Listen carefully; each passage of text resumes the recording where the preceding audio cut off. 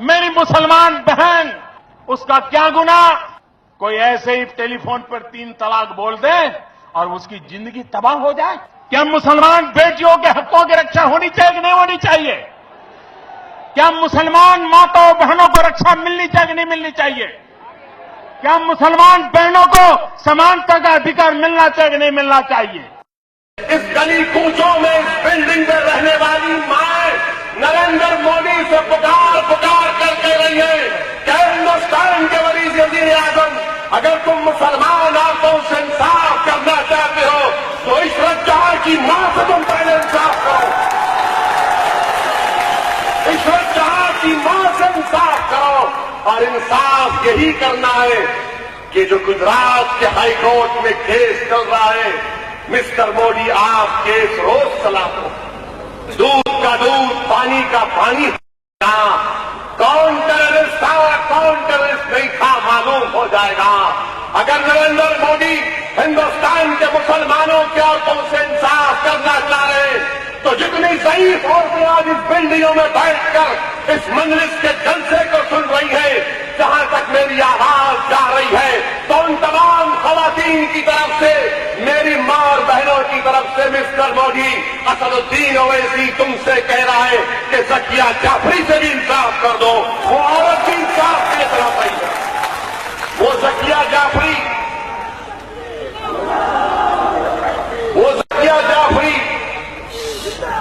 जो ऐसी बिल्डिंग थी, इसी बिल्डिंग में जाकर जब बना ली थी ज़किया जाफरी, उसकी आंखों के सामने एहसान जाफरी को मार दिया गया। मिस्टर मोदी, आपको याद होगा ना मिस्टर मोदी, क्या आप भूल गए हैं हिंदुस्तान के वजीर आजम? आप हिंदुस्तान के तख्त पर बैठकर हिंदुस्तान की सल्तनत के 2019 तक तो बादशाह बने हैं, मगर तख्त पर बैठने वाले बादशाह इंसाफ की जब आप बात करेंगे तो इंसाफ मजलूम से शुरू होता है और हिंदुस्तान में सबसे बड़े मजलूम ज़किया जाफरी से इंसाफ करो। वजीर आजम जहां कहीं जाते थे ऐसा बोलते थे, अच्छे दिन, वहां से लोग बोलते आएंगे। मेरे भाई, ना अच्छे दिन तो नहीं आए, बुरे दिन तो जरूर आ गए सबके। इतने बुरे दिन आ गए कि मिस्टर मोदी ने कहा था पार्लियामेंट में, ना खाऊंगा ना खाने दूंगा। तो विजय मल्ल्या बोला खाऊंगा, खा के भाग जाऊंगा।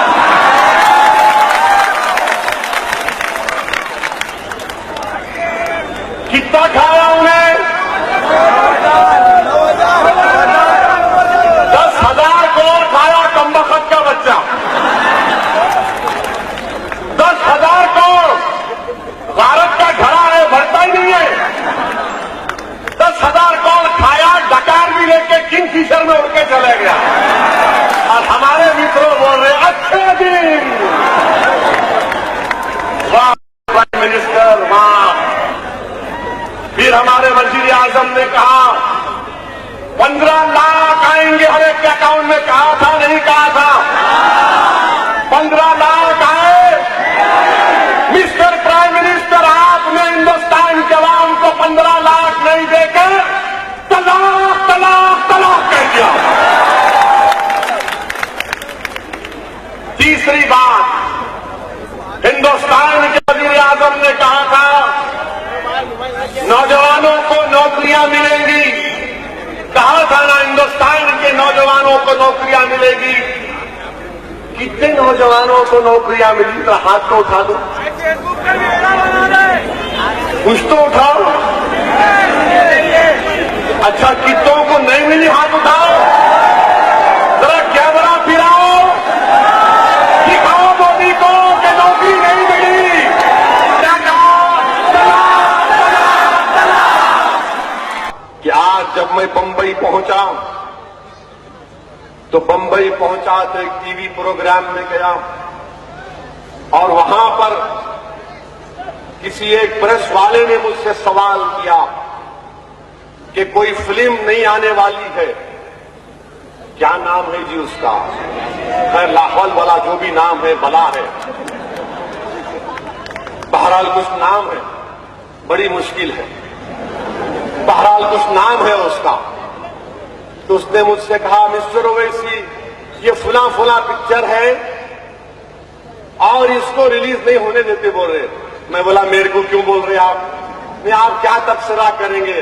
बोला मैडम हिंदुस्तान का सबसे बड़ा हीरो तो मैं खड़ा हुआ हूं,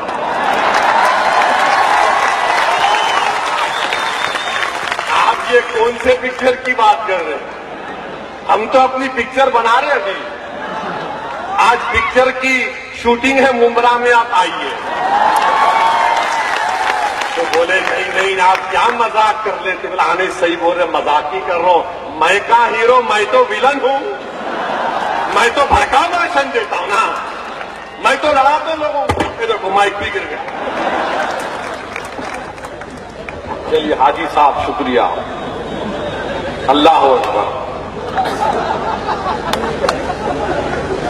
अरे लोग जानते आपको।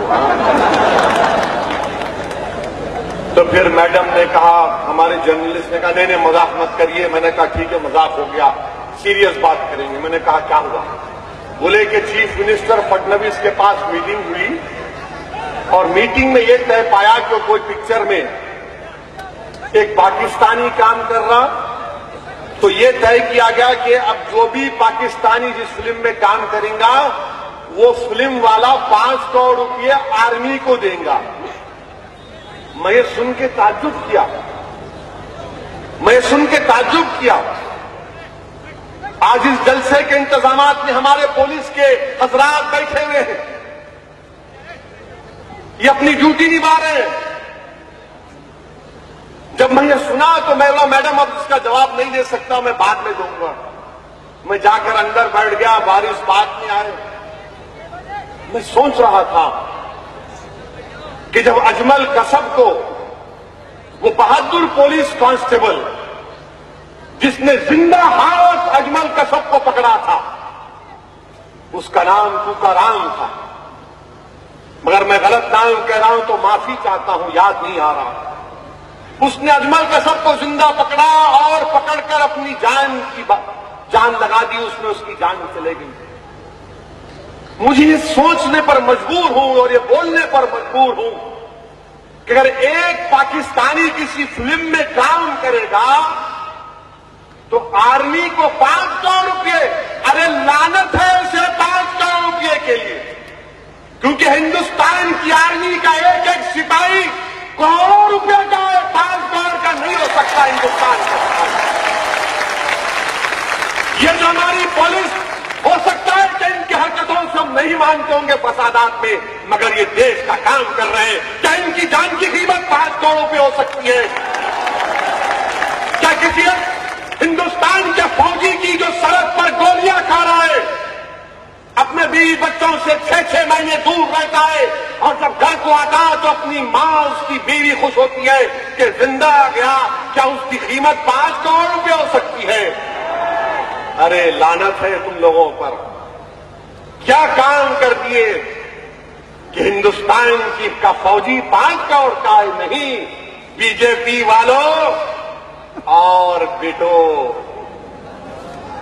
बीजेपी वालों और आपका छोटो, 5 करोड़ क्या कर रहे हैं आप? ये आपकी देश से मोहब्बत है? जब प्राइम मिनिस्टर कहते हैं कि मेरे हिंदुस्तान की आर्मी ने इस तरह का काम किया, मिस्टर प्राइम मिनिस्टर, एक पाकिस्तानी एक पिक्चर में काम करे तो 5 करोड़ नहीं, हिंदुस्तान के वजीर आजम, हिंदुस्तान की आर्मी का एक एक सिपाही 100-100 करोड़ से बढ़कर उसकी कीमत है। 5 करोड़ की कीमत लगाकर गद्दारी मत करो आप इन लोगों से।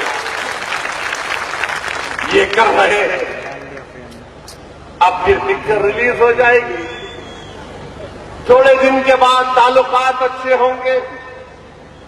और ताज्जुब नहीं करना जब शरीफ साहब यहाँ आएंगे या मोदी साहब वहां जाएंगे। पिछली मर्तबा मंगनी में गए थे, अब की मर्तबा निकाह में जाएंगे। मगर वो मामले में भी क्या कर दिए